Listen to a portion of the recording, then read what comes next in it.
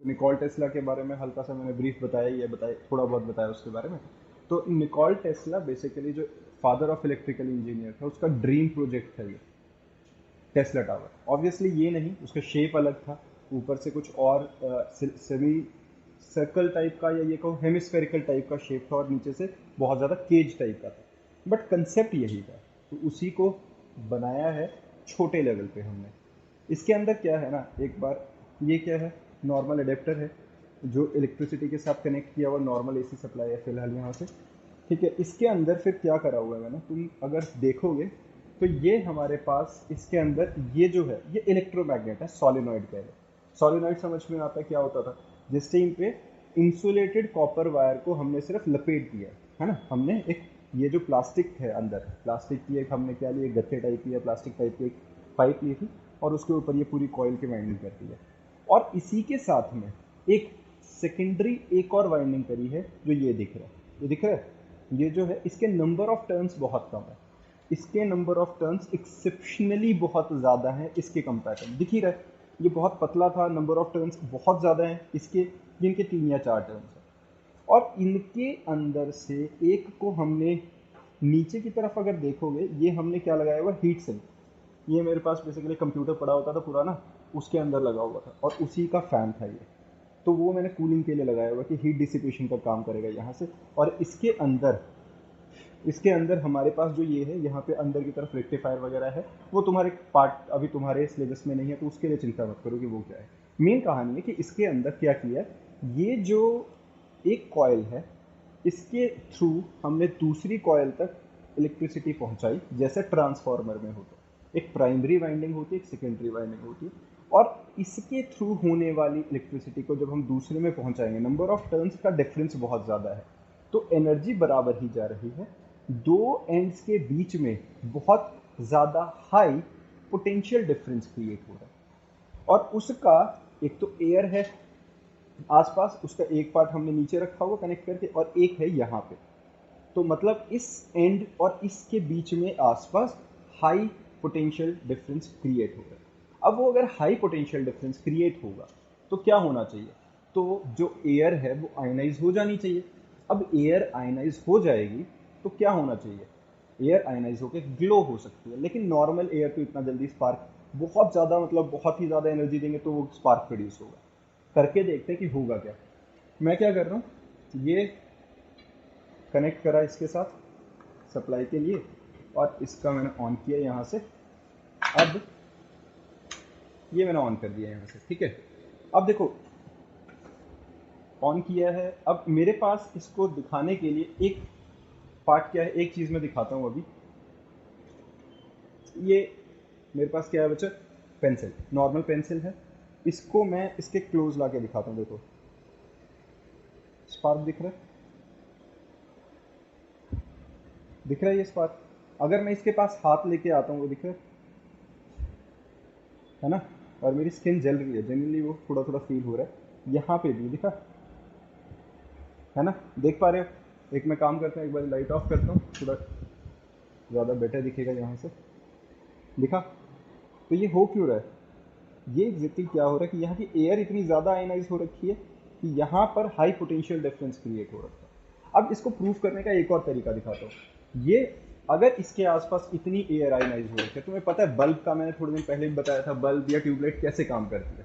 Bulb या tubelight काम कैसे कर रही होती है, सिंपल, उसमें टंगस्टन का काम नहीं है। हम ये कहते हैं हाँ टंगस्टन लगा हुआ है, वो बहुत हीटअप होगा, और वो कितना ही ज़्यादा हीटअप होगा कि इतनी लाइट छोड़ता है, तो वहाँ पर बल्ब के अंदर गैस भरी जाती है।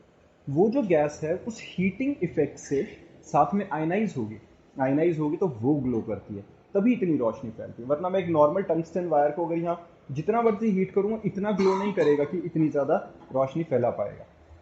तो ऐसे ही ट्यूबलाइट्स के अंदर क्या होता है, ट्यूबलाइट अब हमारे पास सिंपल पुराने वाली ट्यूबलाइट है, ये एलईडी वाली नहीं है, नॉर्मल ट्यूबलाइट है।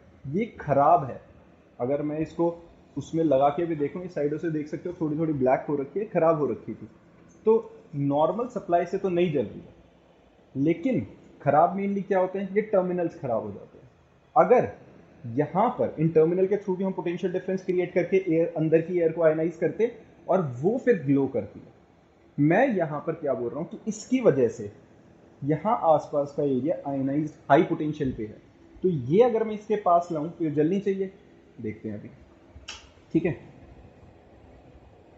दिखा, किसी तरह का कोई बीच में कनेक्शन नहीं है, कोई कुछ नहीं, बस क्या है, मैं उसके पास लेके आया, और मैं जैसे ही पास लेके आ रहा हूँ ये देखो, ये अर्थिंग वाला इम्पैक्ट आ रहा है थोड़ा सा, अब देखना।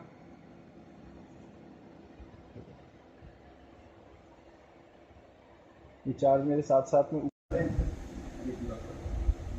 तो ये अंदर का वो क्या है, यहाँ पर हाई पोटेंशियल क्रिएट होने की वजह से उसके अंदर जो इसके अंदर की गैसेस हैं ये क्या हो गई, आयनाइज हो गई। अब वो आयनाइज होने की वजह से वो क्या करेंगे बच्चा, ग्लो कर पाए। तो the God Lord Nikola Tesla भाई साहब का ये ड्रीम प्रोजेक्ट था कि जेन्युइनली अगर मैं यहाँ पे एक टेस्ला टावर लगा दूँ तो सोचो यहाँ पे वायर्स की जरूरत नहीं है, हर डिवाइस वायरलेस तरीके से काम कर सकती है। वो अलग बात है कि वो सक्सेसफुल नहीं हुआ या जो भी उसके मतलब आगे फ्लॉज रहे होंगे या कुछ भी रीजन रहा होगा, लेकिन ये अपने आप में बहुत बहुत मतलब बहुत ही अच्छा और बहुत सक्सेसफुल तरीके से एक इलेक्ट्रिकल इंजीनियरिंग का हम ये कह सकते हैं बहुत अच्छा एग्जाम्पल है। क्लियर दिख रहा है ये? तो यहाँ पे किसी तरह का कोई वायर नहीं, वायरलेस ट्रांसमिशन उस जमाने में, जिस जमाने में लोग डीसी एसी पे फाइट कर रहे थे और एसी दिया और उसके बाद ये उसकी सोच थी। आज तक साइंटिस्ट उस लेवल पे पहुंच नहीं पाए कि वायरलेस ट्रांसमिशन तक पहुंच। ठीक है, तो ये हमारे पास क्या था, निकोला टेस्ला भाई साहब का टेस्ला था। ठीक है, दिख रहा है? ये थोड़ी सी गलती मेरे पास, इसकी अडेप्टर की स्ट्रेंथ कम हो गई है। एक हमने जानबूझ के स्ट्रेंथ कम रखी हुई थी जब मैं इसे बना रहा था, तो प्लान ये था कि थोड़ा कम रखेंगे, वरना इसको थोड़ा और पावरफुल बना लिया करेंगे। तो यहाँ पे खुद ही ये स्पार्क छोड़ता रहता है, क्योंकि वो इतनी एयर आयनाइज हो जाती है ना, आसपास की एयर आयनाइज होकर ये जो स्पार्क मेरे उंगली के साथ में दिख रहा है ना, ये रेगुलर यहाँ छोड़ते रहते हैं। तुम कहीं इंटरनेट पे देखोगे और जगह देखोगे कॉन्टिन्यूसली स्पार्क छोड़ता ही रहता है।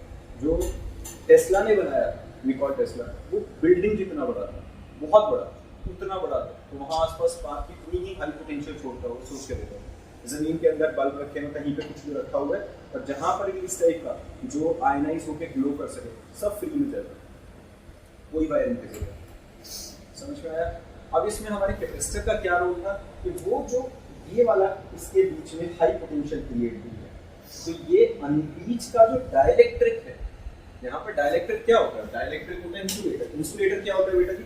इंसुलेटर जो खुद इलेक्ट्रिसिटी को अदरवाइज कंडक्ट नहीं कराएगा, लेकिन यहाँ पर हाई पोटेंशियल डिफरेंस क्रिएट होने की वजह से, हाई पोटेंशियल डिफरेंस क्रिएट होने की वजह से एयर बहुत ज्यादा आयनाइज हो गई है। एयर आयनाइज हो गई है, तो जब भी उसे मौका मिलेगा तो वो एयर क्या होगी, फर्दर वो चार्ज को कंटिन्यूसली आगे खींचना शुरू करेगी। That is strength of dielectric. कब तक वो एज एन इंसुलेटर काम कर पाएगा, जब वो अपनी स्ट्रेंथ लूज कर दे और चार्ज को आगे भेज दे, तो वो क्या हो जाता है, वो अपनी डाइलेक्ट्रिक स्ट्रेंथ लूज कर जाता है। समझ में आई ये बात?